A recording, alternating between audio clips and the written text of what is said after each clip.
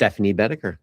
Thank you so much for joining us today and kind of chatting with Happy us a to. little bit about the Learning Lab.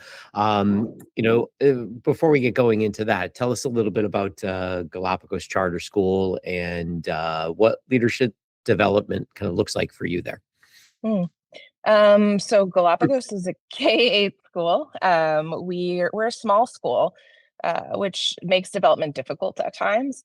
And we try to do everything, in-house with the help of, outside resources. So I think because development is so central to what we do, it's something that we think about a lot, and we are constantly looking for those resources to help support the work that we're doing. And I think what's really hard about development here, and this goes for every position here, is that almost everyone's in a unique role here, where they don't necessarily have a counterpart who is doing exactly the same work that they're doing, either with kids or with adults. And so there's a heavy burden on the leaders to be able to coach.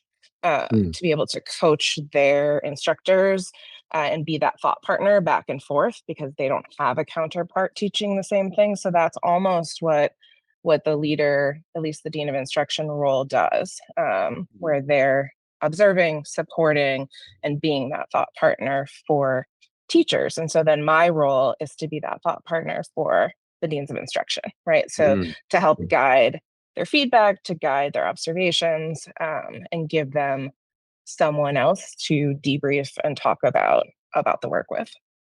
I think about the deans too. That means that their ability to talk across a lot of disciplines, across a lot of different situations and scenarios, really rises to the surface as well. So kind of getting that coaching for the coaches in a lot of ways is kind of challenging because that's there's diversity within the contexts of it all. So yeah. Yeah, there is. And I think also, and we do some things to streamline that, right? So we might say, this dean of instruction is going to focus mostly on math development this year, and this one's going to focus mostly on ELA development, but regardless, they're observing everything. So yeah, they have to have both the content knowledge and development, as well as then development in their role of how to lead the work. I think in listening to the real challenges that we hear, not just in your school, but many small schools, certainly when we have K-8, when we introduced the lab, I'm wondering, when you saw it, how did you start to think about, okay, wow, that really addresses the challenges that I'm facing that you just outlined? What did it spark for you in thinking about how it would help problem solve the coaching that the role you have, and then for them? Yeah. Well, I think my role gets even more broken apart because we have 2 physical campuses that I'm working across. So my physical time in each building is limited every week, which means that I have maybe one touch point in person with each leader every week. Maybe 2 at best, and that second one's probably not in person. So I think what the lab represents to me is a way to keep continuity in the work when I'm not physically there. I don't have the time to sit down and meet with them. It allows them to continue to push their development forward. So it's not, I'm giving you some piece of information and you're then just sitting around waiting for me to come back in a week, which is sometimes what happens to our teachers too, right? So I think, thinking about how are we building momentum to get people to sustain their own development when someone's not right there telling them, do this, think about that. It's sort of serves as a substitution for that. And I think too, that really answers why we developed it. Right. We felt the same being consultants who come back every 30 days or whatever it is, right? And you're waiting for Amy and Patrick, like, oh, what would they say? And so I think that was the real driver to create something that could get as close as possible to having us sit across the desk from you at any time you had a question, and that you could really drill down before, for your leaders especially. They're going to jump out into a science, 7th grade science. Did they have a thought partner right there at hand for them? So that was a big driving reason for the development of the tool. Yeah. Once you started using it, even within the pilot, when you were using it, like what did you notice specifically changing in your practice? Or That thinking, or in your think or thinking, even yeah. thinking, yeah. Yeah, I think so. So I'll say two things. So one of the things that I think is really helpful is, it's one thing to have a book as a resource, right? And your books are great and it's fine as foundational knowledge. And then what happens when you have a specific situation that you need feedback on, right? And, you know, y- you can't always apply the theory or the context, the conceptual to your specific situation. And I think that one of the things that the tool does is gives you an immediate answer to a specific situation, right? So how do I deliver this feedback better? What am I doing here? What do you notice?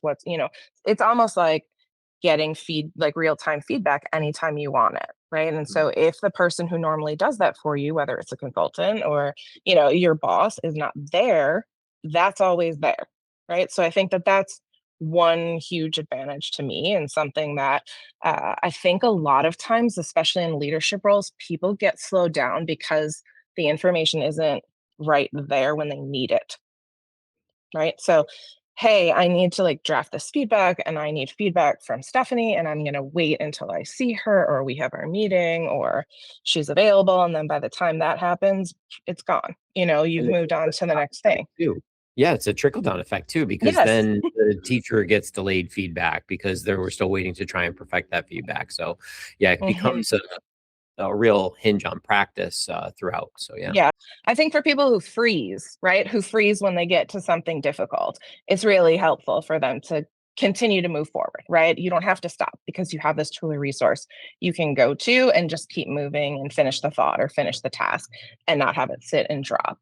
And then I think, there's just the ability to take the material, right, that is best practice, and it's almost something to filter it through.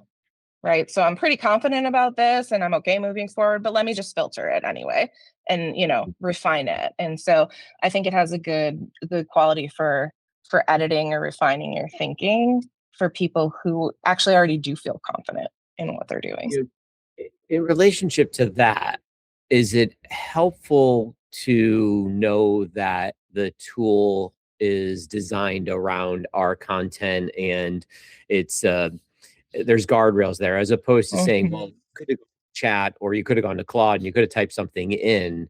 How does that interplay with kind of your confidence level, so to speak? I like your smile. Yeah, I mean, well, I'm smiling because it's actually a very big deal to me. So Yeah. I would call myself AI skeptical and AI curious, right? So I'm very interested in what AI can do for educators, but I'm also very cautious about what AI does for educators. And so I think that I feel personally more comfortable with narrow tools, right? Like this tool was designed very specifically for this purpose with this content. And it's interesting because I was talking to another ed tech provider recently and that was my first question and they couldn't answer it was how did you train your system? Like, that's great that you have this little AI tool there to help teachers plan, but where's that content coming from and can I trust it? And if you can't answer that for me, I don't trust it. I don't trust people to use it freely. Yeah, it's great to hear that, because that's everything I think we built the system Yes. around, was that idea that it's not that you can't necessarily trust completely in what's there. There's potentially a lot of accuracy and a lot of information that can generate thought, but without the guardrails, regardless, you're gonna find those hallucinations. You're gonna find those different answers that don't really make sense. And if I'm not cautious enough in how I'm really applying my own human judgment and professional insight there, then it's not gonna go end well. So Yeah, and I think even to narrow it down a little bit further, it's not that maybe they wouldn't find accurate information. Right. It's that, is the information they're finding aligned to the way I want them to approach the task, which is a different question, right? Because we can find, hundreds of different coaching philosophies out there, hundreds of different feedback philosophies out there, but is it aligned with how we want to do feedback here?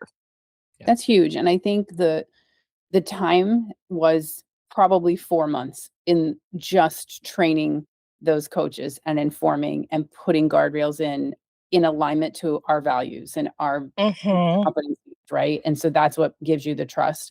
I think too, the other piece is that we built it to push a leader into more reflective practice about the actual skills required behind this complex work, so that when you do come back to the conversation, it's not just, hey, I used it to help me think further about this particular observation. It's, I developed an understanding of these skills. I went out and practiced these particular aligned strategies. Here's how it went.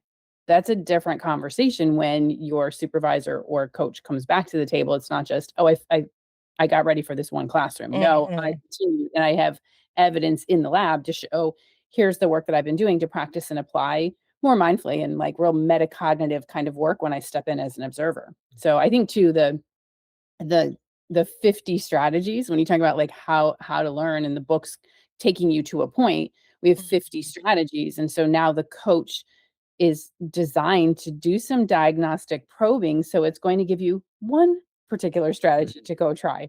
And hey, here's the tool that could really help you in that moment. So I think that design is supportive of the kind of learning you're hoping for between visits for you. Yeah, and I think, your point that it is a powerful professional development tool outside of like, let me check this feedback, right? So there's more to it, which honestly, especially in a small school, like leaders aren't getting development that is really targeted in that way, where you can go back and say, oh, look at this track I went through. They might go to like a one-off workshop, or they have a lot of on the job stuff, but are they actually doing something that is sustained and ongoing to help their development? Not usually. So yeah.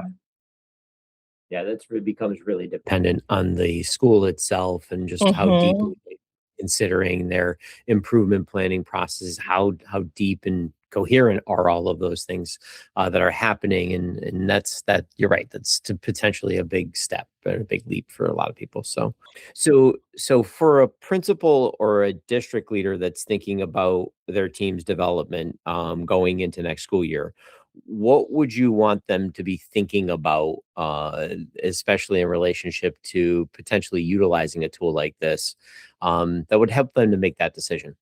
It's an immediate yes for me, because it aligns with what we're already trying to do, right? So we know we're already committed to giving instructors solid feedback, making observations matter, making it be something that actually pushes them forward in their development and isn't just this evaluative thing that happens to them, right?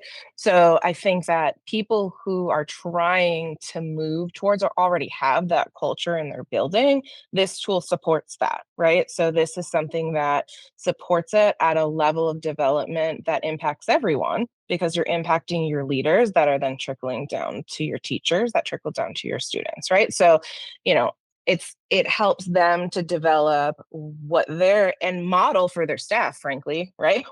What they're asking their staff to do, which is constantly developed. So I think, it becomes very hypocritical when you have leaders at the top who are, walking around telling everyone you need to do this better, you need to do this better, but aren't doing anything to better themselves. So I think it's also something concrete, if you're transparent about it, that they can say, listen, I'm doing this to make myself better because I want to help you as much as I can. And I think that in of itself develops a lot of trust with staff. Awesome. Excellent. Well, Stephanie Boeddeker, thank you so much for taking the time to chat with us a little bit today, and I appreciate that very much. And we look forward to continuing to have conversations with you about it. Thanks. Of course. All right. Take care, guys.